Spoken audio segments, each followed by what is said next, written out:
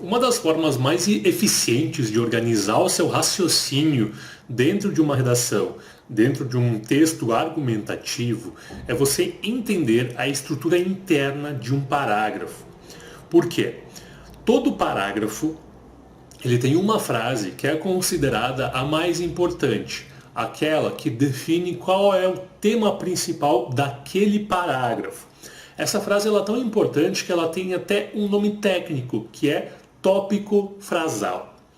Essa frase ela deve ser a primeira do seu parágrafo, deve ser curta, simples e direta, para informar o seu leitor que temática, que assunto principal você vai desenvolver ao longo daquele parágrafo.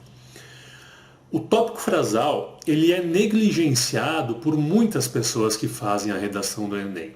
Seja porque simplesmente não o fazem, porque não sabem que é importante, não entendem como é que é a estrutura interna, a estrutura micro de uma redação, de um parágrafo, ou então porque até fazem um tópico frasal, definem lá um tema central, só que acabam por não desenvolver esse tema ao longo do restante do parágrafo, o que também é essencial. De nada adianta eu dizer que vou falar sobre A, se depois eu começo a falar sobre B. Não faz sentido essa estrutura.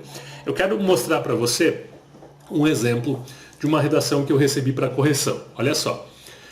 Essa redação tinha como tema central, como tema geral, o analfabetismo funcional no Brasil. Esse parágrafo que eu tenho aqui é um parágrafo de argumento.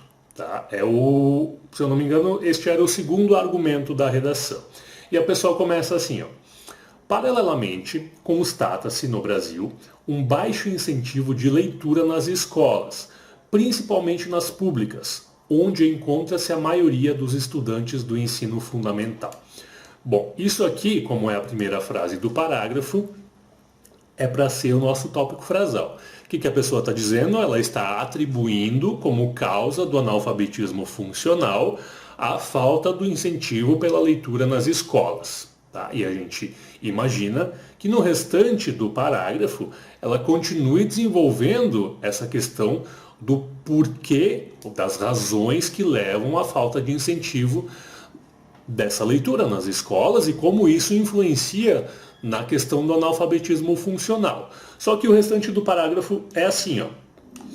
Isso se deve a uma baixa produção literária infantil, refletindo desse modo no custo unitário dos livros, encarecendo-os, haja vista que, conforme a lei do mercado, uma baixa produção leva a um maior custo operacional. Você pode ver que gramaticalmente, a nível de vocabulário, não tem nenhum problema nesse vocabulário. Não tem nenhum problema nesse parágrafo.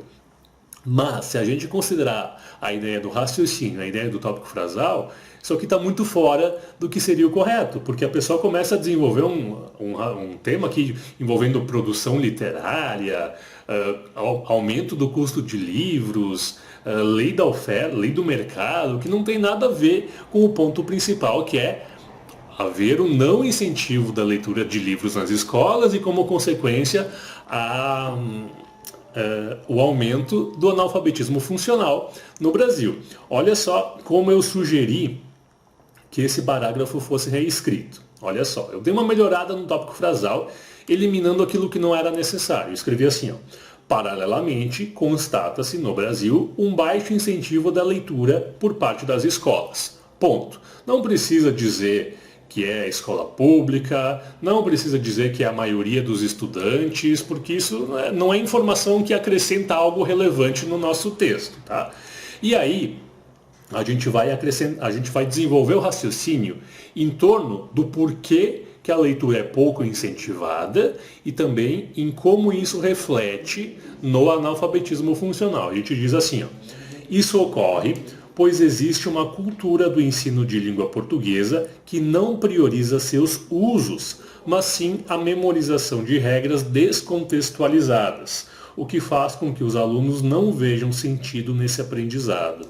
Ou seja, eu estou dando uma razão, um motivo, né, para haver o baixo incentivo da leitura. Eu estou dizendo que nas aulas de língua portuguesa, que seria o normal, seria o momento mais razoável para a gente incentivar a leitura, normalmente se prioriza a memorização de regras. E existe uma cultura já enraizada na nossa escola, nas nossas escolas do Brasil, né? Então, eu estou justificando, eu estou dando uma razão para o meu tópico frasal.